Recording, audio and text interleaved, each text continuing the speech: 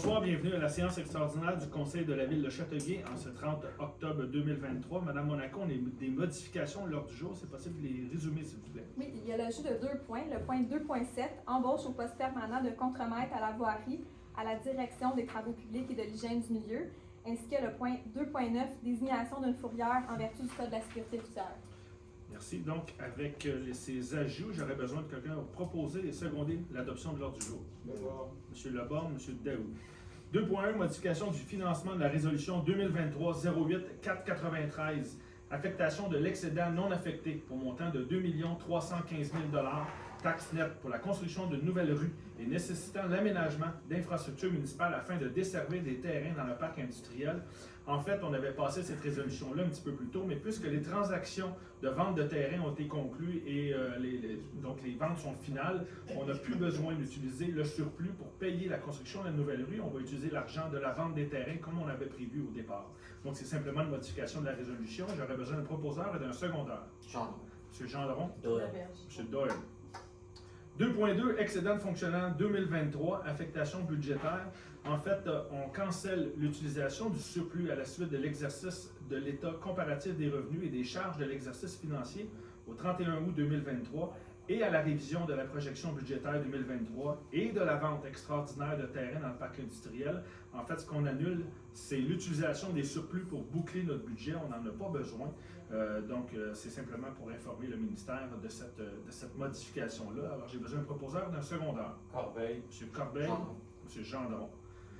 2.3, dépôt de l'état comparatif des revenus et des charges de l'exercice financier en date du 30 septembre 2023 et révision de la projection budgétaire 2023. En fait, c'est notre projection budgétaire financière pour le reste de l'année et aussi une comparaison avec l'année passée à la même date. On doit déposer ce document-là 4 semaines minimum avant l'adoption du prochain budget.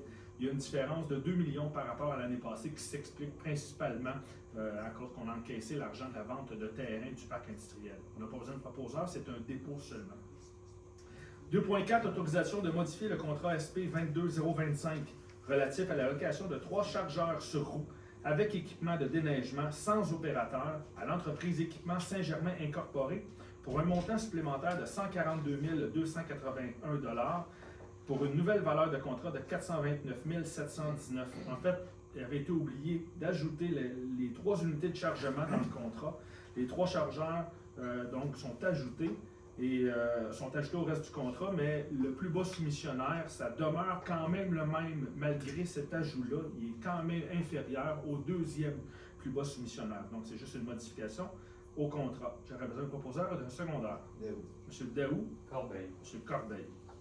2.5, embauche de Mme Catherine Nantel au poste permanent de contremaître à la signalisation à la direction des travaux publics et de l'hygiène du milieu. Donc, Mme Nantel débuterait son service le 13 novembre. J'ai besoin de proposeur secondaire. Doyle.